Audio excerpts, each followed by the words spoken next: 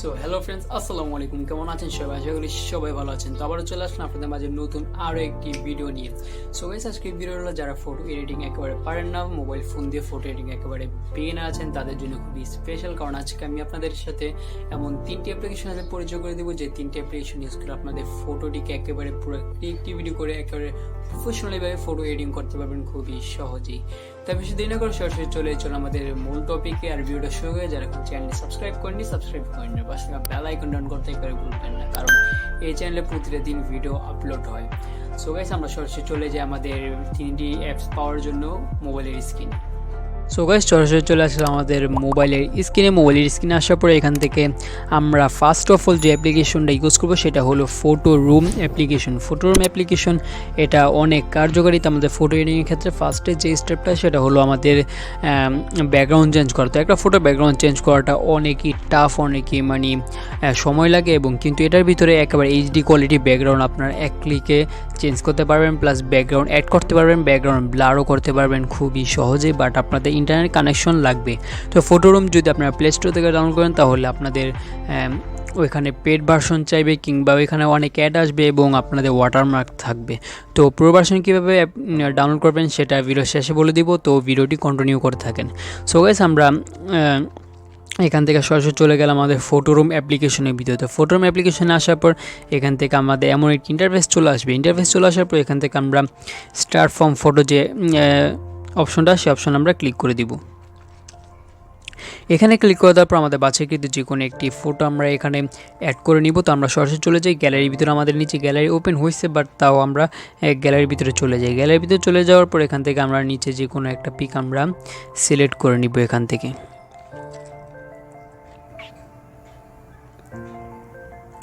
তো guys, normally আমরা এই পিকটা সিলেক্ট করে নিলাম। এই পিকটা সিলেক্ট করে নেওয়ার পর আমাদের ইন্টারনেট কানেকশনটা অবশ্যই অন রাখতে হবে। তো দেখতে পাচ্ছি আমাদের প্রসেসিং চলছে, দেন এখানে অটোমেটিকলি আমাদের যেই ব্যাকগ্রাউন্ডে সেটা চেঞ্জ হয়ে গেছে। নিচে অনেকগুলো টেমপ্লেটও দেখতে পাবেন আপনারা, লোগো তৈরি করার জন্য অনেক কার্যকর এটা।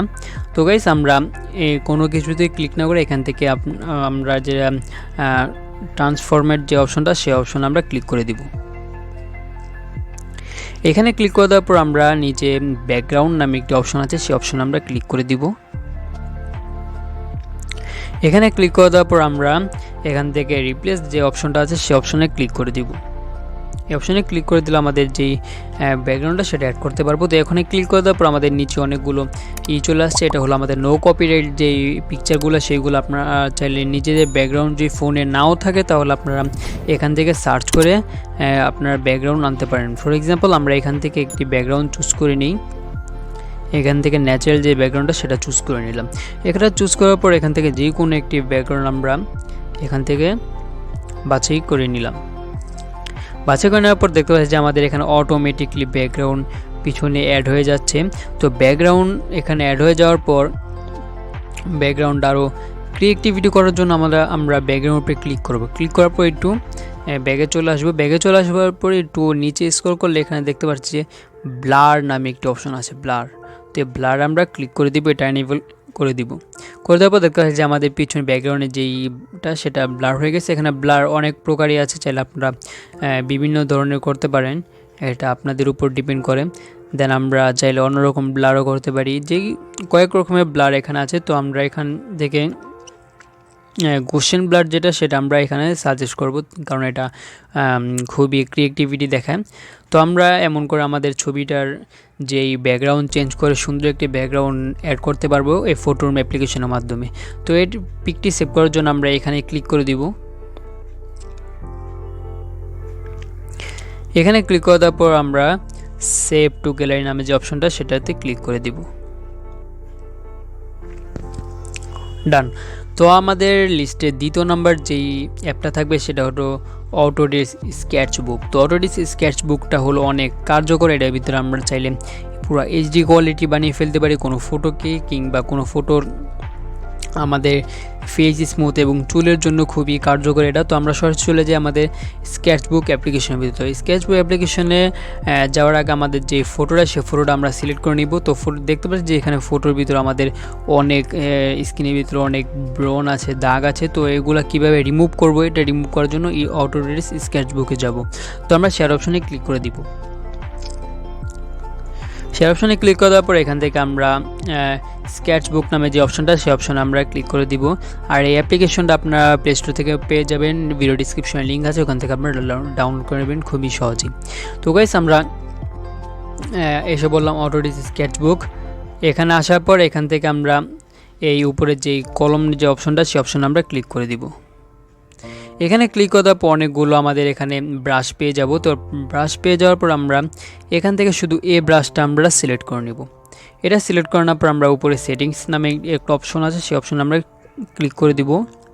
এখানে ক্লিক করে দেওয়ার পর যে সেটিংটা আছে সেই সেটিংটা একটা স্ক্রিনশট মেরে নেন। এই সেটিংটা আপনার পুরো সেম টু সেম সেটিংটা করবেন, উপরের সাইজটা, তারপর ফ্লো, তারপর আপনার যেটা আছে সেটা পুরো সেম টু সেম সেটিংটা করে নেবেন, স্ক্রিনশট মেরে রাখেন।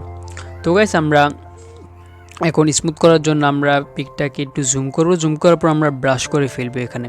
তো ব্রাশ করার ক্ষেত্রে দেখতে পাচ্ছি যে আমাদের যে পিকটা সেটা অটোমেটিকলি স্মুথলি হয়ে যাইতেছে খুবই সহজেই। তো আমরা করে নিই, আপনারাও করে নেবেন।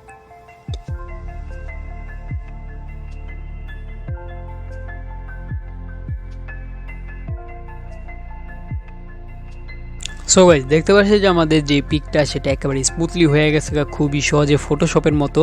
তো আমরা চাইলে এটা দিয়ে যে আমাদের চুলটা সেটাও বড় করতে পারি। তো এটা বড় করার জন্য আমাদের অন্য একটা টিউটোরিয়াল, বড় টিউটোরিয়াল প্রয়োজন। তো যদি আপনাদের প্রয়োজন তাহলে এখনই কমেন্ট বক্সে কমেন্ট করুন। তো গাইস আমরা চাইলে এমন করে আমাদের এই অ্যাপটা ইউজ করে আমাদের পুরা যে পিকটা সেই পিকটা লুকই চেঞ্জ করে ফেলতে পারি, আমাদের যে ব্রন আছে এবং ফেস স্মুথ পুরো ফুললি স্মুথ করতে পারি। তো গাইস আমরা আমাদের এই কাজ শেষ, এই অ্যাপের কাজ। তারপরে হলো আমাদের আরেকটি অ্যাপ্লিকেশনে চলে যেতে হবে। তো আমরা যদি এই অ্যাপের থেকে পিকটা সেভ করতে চাই তাহলে আমরা এই অপশনটাতে ক্লিক করে দিব। এখানে ক্লিক করার পর এখান থেকে গ্যালারি নামে যে অপশনটা সেখানে ক্লিক করে দিব। গ্যালারি নামে অপশনে ক্লিক করে দেওয়ার পর একটা ইন্টারফেস চলে আসবে। তো ফার্স্টে যেই অপশনটা সেটা আমরা ক্লিক করে দিব। তো গাইস দেখতে পাচ্ছি আমাদের ফটোটা সেভ হয়ে যাচ্ছে। তো আমরা ব্যাগে চলে আসি। এখন আমাদের 3 নম্বর যে অ্যাপ্লিকেশনটা সেটা হলো লাইটরুম অ্যাপ্লিকেশন। লাইটরুম অ্যাপ্লিকেশন হলো খুবই জোস একটি অ্যাপ্লিকেশন। এই অ্যাপ্লিকেশনের দ্বারা আপনারা চাইলে অনেক কিছু মানে সব আপনারা ফটো এডিটিং যত সুন্দরই করেন না কেন, যদি লাইটরুমের জাদু না থাকে তাহলে ওই ফটো এডিটিংয়ে কোনো ক্রিয়েটিভিটি কাজে লাগে না। তো লাইটরুমের ভিতরে যদি কালার গ্রেডিং না করেন তাহলে ফটো এডিটিংয়ের ভিতরে অনেক কিছু ঘাটতি পড়ে যায়। তো লাইটরুমটা আমাদের ইউজ করা অনেকই উচিত। তো আমরা সরাসরি চলে যাই লাইটরুম অ্যাপ্লিকেশনের ভিতরে। তো লাইটরুম অ্যাপ্লিকেশনে যাওয়ার আগে আমাদের যেই ফটোটা সেই ফটোটা আমরা এখানে থেকে সিলেক্ট করে আমরা লাইটরুমে নিয়ে যাই।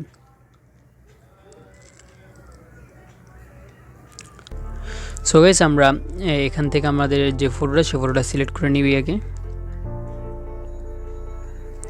ফর এক্সাম্পল আমরা এই ফটোটা সিলেক্ট করে শেয়ার অপশনে ক্লিক করে আমাদের যে লাইটরুম অ্যাপ্লিকেশন সেখানে আমরা অ্যাড করে নিলাম। আর লাইটরুমের ডাউনলোড ভিডিও ডিসক্রিপশনে দেওয়া থাকবে, ওখান থেকে আপনারা ডাউনলোড করে নিতে পারবেন খুবই সহজেই।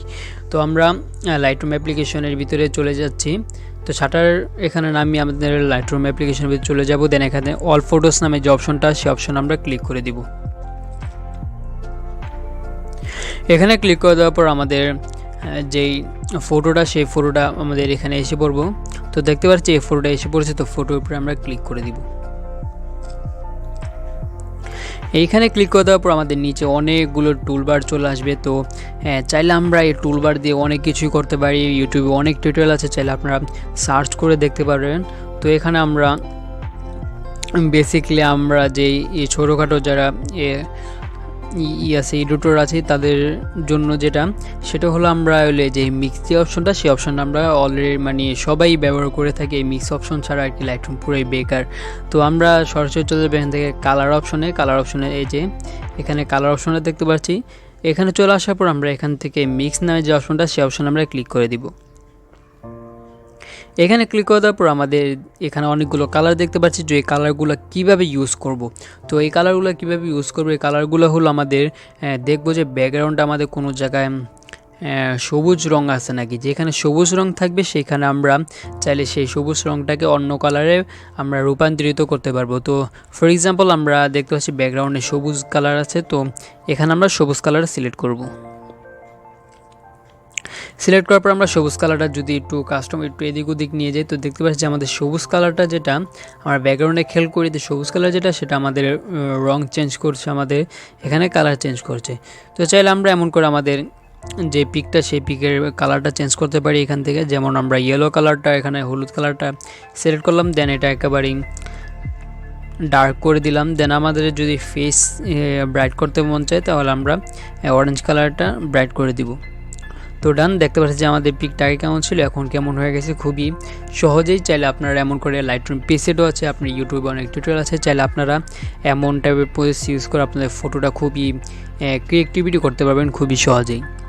তো গাইস, এই ছিল আজকে আমাদের ভিডিও যদি ভালো লাগে থাকে তাহলে এখানে লাইক করে দিন, আর চ্যানেলটি সাবস্ক্রাইব করে না থাকলে সাবস্ক্রাইব করে নিন। তো আবার দেখা হবে পরবর্তী ভিডিওতে।